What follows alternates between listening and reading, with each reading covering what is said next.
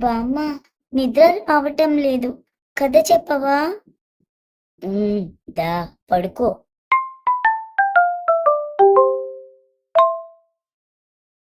కేశవ ఒక పల్లెటూరులో ఉండేవాడు. అతడికి 2 ఎకరాల పొలం ఉన్నది. అతని భార్య లక్ష్మి చాలా మంచిది. వానలు పడి పడక పంటలు ఒక్కొక్కసారి సరిగ్గా పండేవి కాదు. అయినా సరే ఇద్దరూ ఉన్న దాంట్లో ఇల్లు చక్కబెట్టుకునేవారు. వాళ్ళకి ఒక బాబు పాప ఉన్నారు. కేశవ లక్ష్మితో, ఈ ఏడాదన్నా వానలు సమయానికి పడి పంట చేతికొస్తే బావుండు అన్నాడు. మీ మంచి మనసుకి అంతా మంచే జరుగుతుంది, దిగులు పడకండి అన్నది లక్ష్మి. కేశవ పొలానికి వెళ్ళి దున్ని విత్తనాలు చల్లాడు. 2 రోజులకే మంచి వాన పడ్డది. దేవుడు మీ మొరాలకించాడు అన్నది లక్ష్మి కేశవుడితో. నెలలు గడిచాయి. పంట కోతకొచ్చింది. పంట మొత్తం కోయించి పట్టణంలో అమ్మి డబ్బుతో ఇంటికొచ్చాడు కేశవ. లక్ష్మికి చేతికి డబ్బులు ఇస్తూ, ఈసారి వాతావరణం అనుకూలించి చాలా ఆదాయం వచ్చింది. అందుకే ఏడాది ముగిసేలోపు ఇంకో పంట వేద్దామనుకుంటున్నా అన్నాడు. ఏడాది ముగిసేటప్పటికి పంట చేతికి వచ్చి ఈసారి 2 ఇంతల ఆదాయం వచ్చింది. కేశవ లక్ష్మి లక్ష్మి అని అరుస్తూ ఇంటికి వచ్చాడు.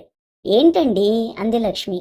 ఈ మాట ఆదాయంతో కొంత డబ్బు తీసి పొలం దగ్గర ఒక బావి తవ్విద్దామనుకుంటున్నా.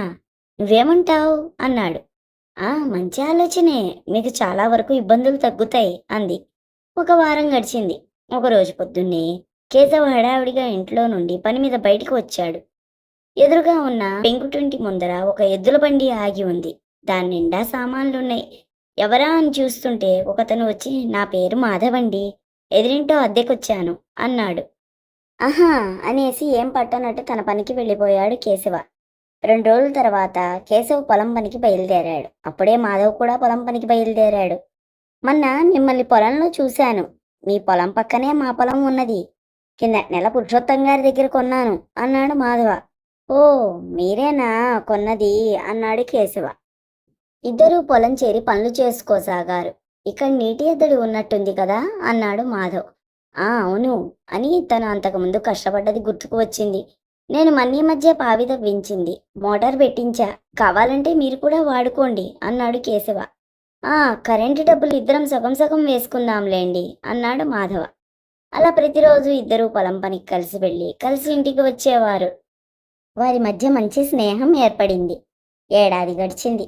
ఈసారి ఎప్పటికన్నా లాభాలు ఇంకా బాగా వచ్చాయి. కేశవ మాధవ కలిసి మాట్లాడుకొని కొత్త వ్యాపారం చేద్దామని నిర్ణయించుకున్నారు. ఒకరోజు కేశవ హడావిడిగా మాధవ వాళ్ళ ఇంటికి వెళ్ళి మాధవ అని తలుపు కొట్టాడు. మాధవ తలుపు తీయగానే, మాధవ, మేము అనుకోకుండా ఊరెడుతున్నాము. నీకు తెలుసు కదా, ఈ మధ్య దొంగతనాలు బాగా జరుగుతున్నాయి. అందుకే ఇదిగో ఈ పంట డబ్బులు జాగ్రత్తగా పెట్టు. ఇందులో 500 నోట్లు 100 ఉన్నాయి, జాగ్రత్త అన్నాడు కేశవ. అలాగే, నేను చూసుకుంటాలే, జాగ్రత్తగా వెళ్ళిరండి అన్నాడు మాధవ. కాసేపు తర్వాత మాధవ డబ్బులు లోపల పెడదామని లేచి, ఎందుకైనా మంచిది, లెక్కపెట్టి లోపల పెడదాం అని తీశాడు. లెక్క పెడితే 500 నోట్లు 100 కాదు, 102 ఉన్నాయి. అరే, వీడు 100 అనుకున్నాడు, 102 ఉన్నాయే అని లోపల పెడుతూ దురాశ పుట్టి, వీడు 100 అన్నాడు, 102 ఉన్నాయి కాబట్టి 2 నోట్లు నేను తీసుకుంటా. వాడికి తెలియదు 100 అన్నాడు, 100 ఉంటాయి అని అనుకుని మాధవ 500 నోట్లు 2 తీసి దాచుకొని మిగతా డబ్బు లోపల పెట్టాడు. 2 రోజుల తర్వాత కేశవ్ ఊరి నుంచి వచ్చి మాధవ్ వాళ్ళ ఇంటికి వెళ్ళి డబ్బు తీసుకువచ్చాడు. మర్నాడు నుండి రోజు కన్నా ముందే పొలానికి వెళ్ళిపోవడం, మాధవ్ పిలుస్తున్నా వినిపించుకోకుండా వెళ్ళిపోవడం, ఇలా చేయసాగాడు కేశవ. ఏంటి, కేశవ అలా ఉంటున్నాడు? ఏమై ఉంటుంది? డబ్బు తీశానని తెలిసిందా? తెలిసే అవకాశం లేదే.